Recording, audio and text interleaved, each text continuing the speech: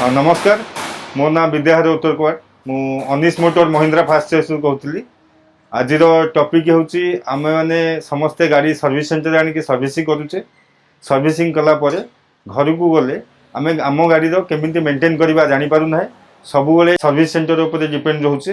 तेणु मु आपन को छोट टॉपिक विषय बुझेबी आपण माने आपण को गाड़ी केमिति निजे जत्न नहीं पारिबे बा फ्यूचर मेंटेन केमिति करि पारिबे।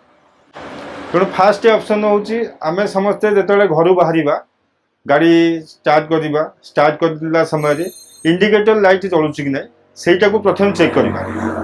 आम गाड़ी रे हेडलाइट अच्छी बैक लाइट अच्छी फोर इंडिकेटर लाइट अच्छी आमे प्रथम इंडिकेटर लाइट को चेक करबा।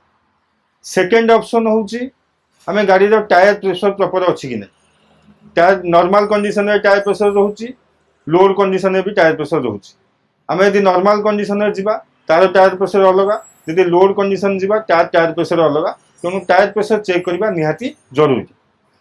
थर्ड ऑप्शन होची आमे गाड़ी चलेला समय हैंड ब्रेक ऑन थिबो आमे गाड़ी चलेकी जाउछे हेरी जहाँ फल कि आमर क्लच पेड ऊपर प्रेशर पड़ुची एवं क्लच पेड खराब हो जाउची। रास्ता रे गाड़ी पिकअप दउनी एवं रास्ता छिड़ा हो जाउची। सेथिपई आपन को क्लच पेड रिप्लेस करिया पई मध्य पड़ी पारे। तेणु यही छोट जिनसर जदि आप केयर ने गाड़ी यदि आप केयर ने फ्यूचर रे आपणकर गाड़ी ऑयल मेंटेन रहिबो प्लस आपणकर गाड़ी रे अधिका खर्च हेबो नाही।